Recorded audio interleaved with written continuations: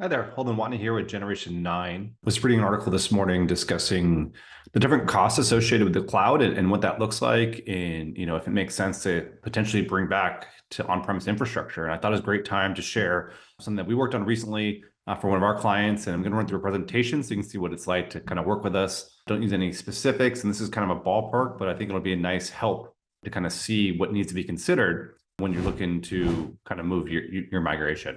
So starting today, this is obviously a fictitious company, Acme Corporation, but today I want to go through it, see what we did. So this is to discuss the different infrastructure options that they had. Today we'll go over the current design and then the different options being multiple servers, virtual on-premise, Office 365, Microsoft 365 plus Intune, public cloud, servers in the US and India, and servers in the data center. All right, so the key systems for this client were their email, their basic Office documents, and then their domain controller, the managed endpoints. How are we going to do that? What's to be considered? How are we going to keep them secure?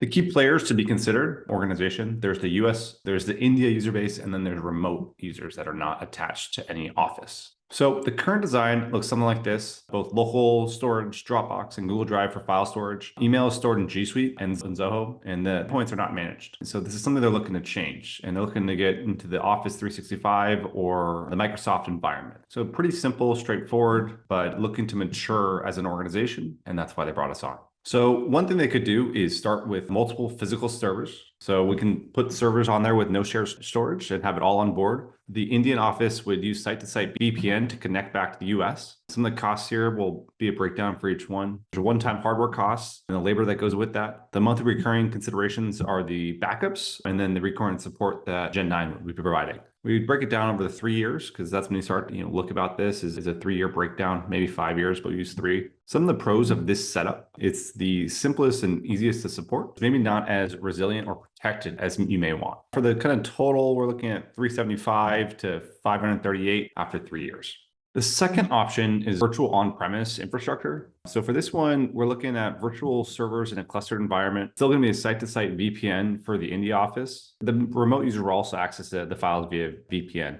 Similarly, we'll have different backups kind of on-prem and then the Generation 9 support. Some of the pros, it's going to be much more resilient to have that virtualized environment rather than the standalone with the onboard storage. It gets a little bit more complicated, and thus you'll need a little bit more support for kind of an ongoing maintenance. Moving to Office 365 is the third option. So we'll move to Exchange Online. We'll move the file services to SharePoint Online, OneDrive. And this one, we're not going to manage the endpoints. So the costs are going to start shifting from your traditional on-premise to the kind of cloud, the services. So we're looking at our Office 365 E3 license backups, and then the support, the Gen 9 piece is actually a little bit cheaper because it's going to be a little bit easier for us to support this one. Pros, it's going to be very flexible. Microsoft does a good job. That's one of the biggest benefits of the cloud, but it's going to be a little bit less secure than other options, but equivalent to your current configuration. Taking that a step further, we go to the Microsoft 365 plus Intune. Here, we're going to do email exchange online, similar with the file services, SharePoint Online, OneDrive. Except for this time, we're going to manage the endpoints utilizing Intune. So the big difference between the prior and this one is just going to be a different licensing cost to get the Intune, about $32 a user today. It's going to be equally flexible as the Office 365 option, but much more secure. Really, the only downside is that it's going to be a little bit more expensive. But if that's something you're looking to do, it's a good option here. Our fifth option is going to be a public cloud plus domain managed endpoints. We're going to do virtual machines in Azure AWS. We're going to have Exchange Online. We're going to do Azure file storage.